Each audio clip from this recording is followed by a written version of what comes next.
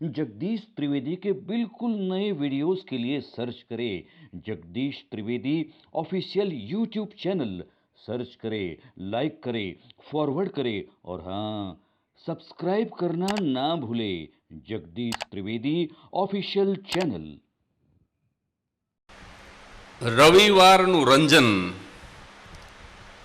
આ કાર્યક્રમ નિહાળી રહેલા તમામ મુરબ્બીઓ, માતાઓ, ભાઈઓ, બહેનો અને ભૂલકાઓને આપના મિત્ર જગદીશ ત્રિવેદીના સહર્ષ નમસ્કાર.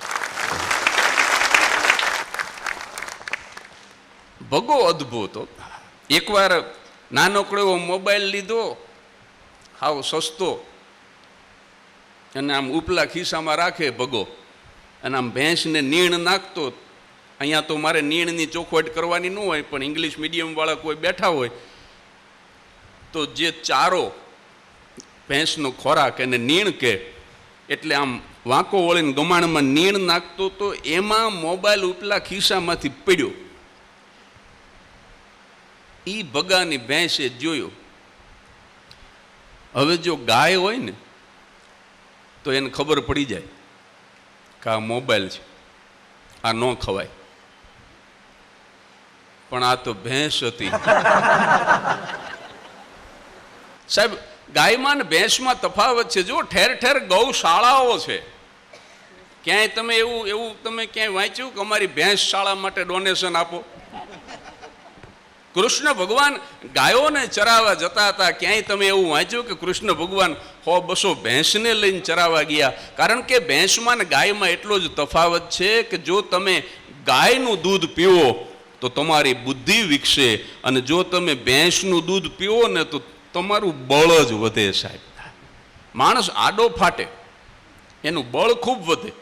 કોકને ઢીકો મારે તો પાડી દે એવો થઈ જાય, પણ મગજનો અને બુદ્ધિનો વિકાસ ન થાય. કારણ કે ગાય છે ને, એના રૂવાડે રૂવાડે ઈશ્વરનો વાસ છે. સાહેબ, ગાય પવિત્ર છે. ભેંસમાં બુદ્ધિ હોય, બળ ન હોય, અને આળહુના પીર જેવી ભેંસ હોય. ભેંસ તમે જોજો, આખો દી પાણીમાં પડી હોય તો એ પાણી ઘરે આવીને પીવે. એ ઘરે આવે ને ભગો પાણી રેડે તો જ પીવે. એ પાણીમાં પડી હોય તો પાણી ન પીવે. આવી આળહુના પીર જેવી ભેંસ હોય, એનું દૂધ પીવે, પછી એ કામે જાય કોઈ દી? એ સોફામાં આડો જ પડ્યો હોય. એટલે આ તો ભેંસ હતી. એને એમ થયું કે આ ઢોરાને ખાવાની કેપ્સ્યુલ લાગે છે. મોબાઈલ ને કેપ્સ્યુલ જેવો લાગ્યું. આખે આખો ઉતારી ગઈ, ભાંગા તોડ્યા વગર. તકલીફ પછી થઈ, રીંગ વાગે ને ભેંસ ભડકે. એમાં પાછો ભગાએ વાઇબ્રેશન ઉપર મૂકેલો. પેટમાં પડ્યો પડ્યો વાઇબ્રેટ થાય. એમાં પાછું હિન્દી ફિલ્મનું ગીત વાગે, મેરા પિયા ઘર આયા હો રામજી. હવે તારો પિયો તારા ઘરે ન આવે તો પાડોશીને ઘરે જાય. તમે જુઓ, ગીત કેવા અર્થ વગરના બને છે. આ પ્રકારના ગીતો મને તમને સંસ્કાર નહીં આપે. મેરા પિયા ઘર આયા હો રામજી. વચ્ચે ગીત આવ્યું તો બંબઈ સે ગઈ પૂના, પૂના સે ગઈ પટના, ફિર ભી ન મિલા સજના. પાછો સજનો તો મળ્યો જ નહીં. બોલ, આને એમ કહેવાનું મન થાય કે શું કામ રખડા રખડ થઈ છો? અમારે સુરેન્દ્રનગર નો આવતું રહેવાય. અહીંયા સજનાના થપે થપા પીડા જુઓ તમે. આ અર્થ વગરના ગીતો સાહેબ.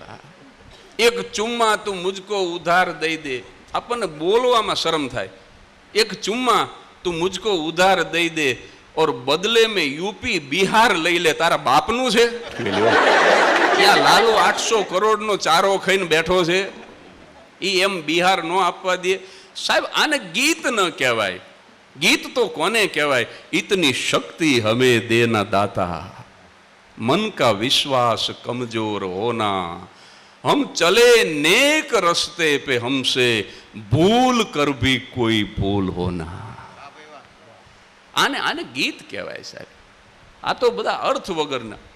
ભગાની ભેંસ, પેટમાં મોબાઈલ, એ પાછો વાઇબ્રેટ થાય, ગીત હિન્દી વાગે, મેરા પિયા ઘર આયા હો રામજી, અને ભેંસ આમથી તેમ દોડે. ભગાને ટેન્શન થયું કે આને દોવી કેમ,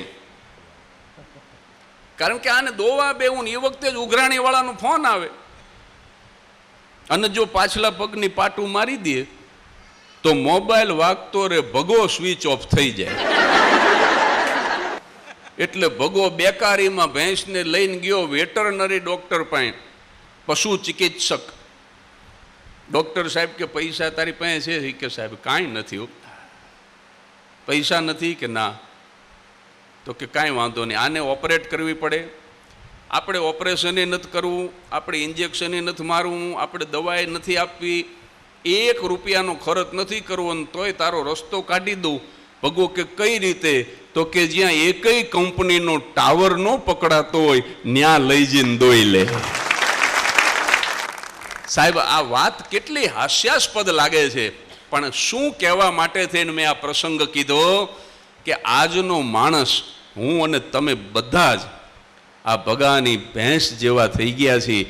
કારણ કે આજના માણસને કોઈ 1-2 સારી વાત કરવી હોય ને તો એવી જગ્યાએ લઈ જવો પડે છે જ્યાં એક પણ મોબાઈલ કંપનીનું કવરેજ ન પકડાતું હોય. સાહેબ જ્યાં એક પણ ટાવર કંપની કોઈ એનું કવરેજ, નહીતર સાહેબ આપણે લાખ રૂપિયાની વાત કરતા હોય ને ભણનો દીકરો આમ કરતો હોય.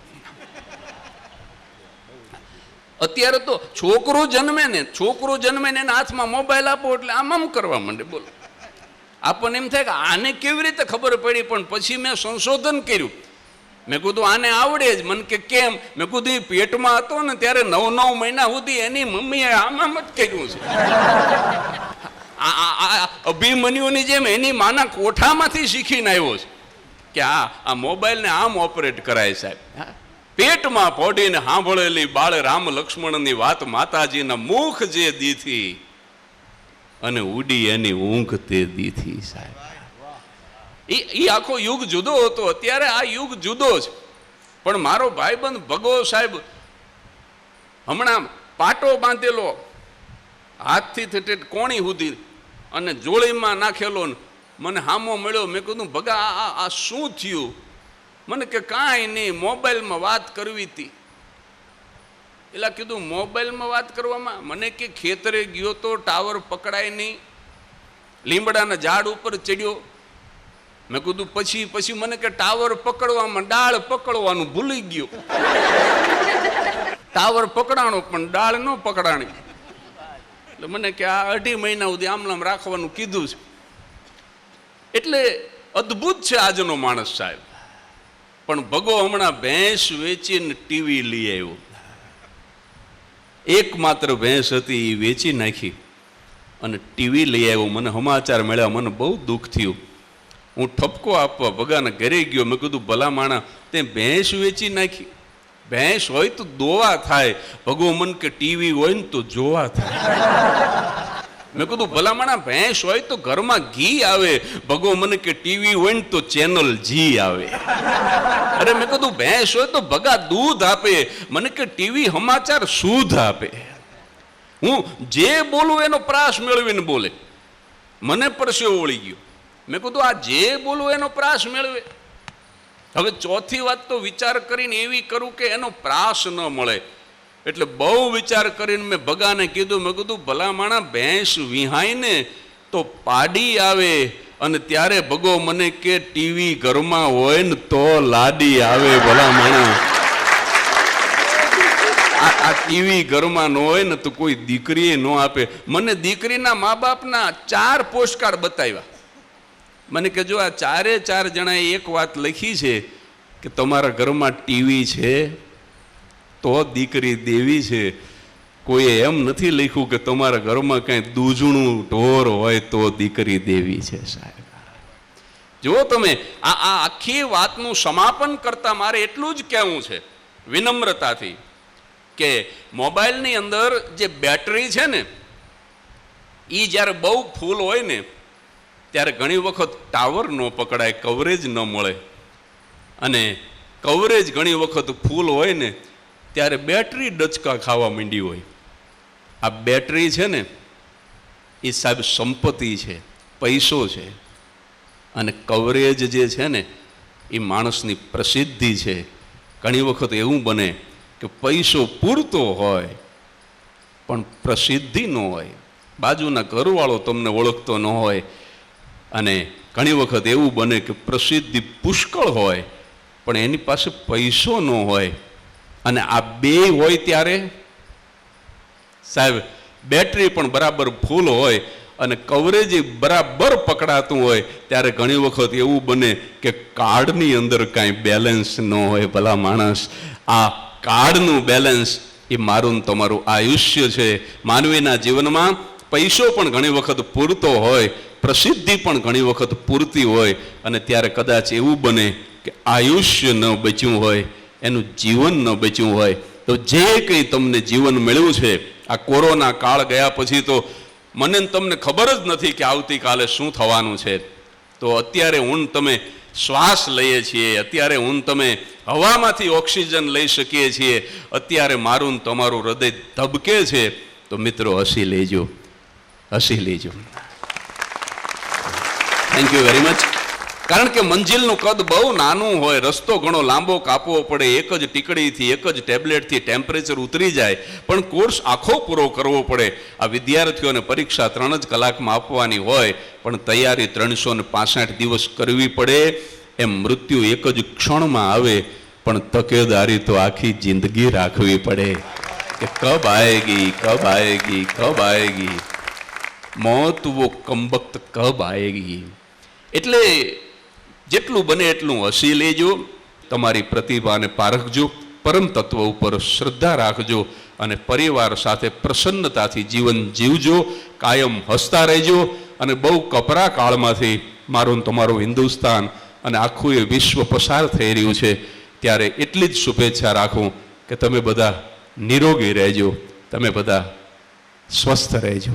Thank you very much.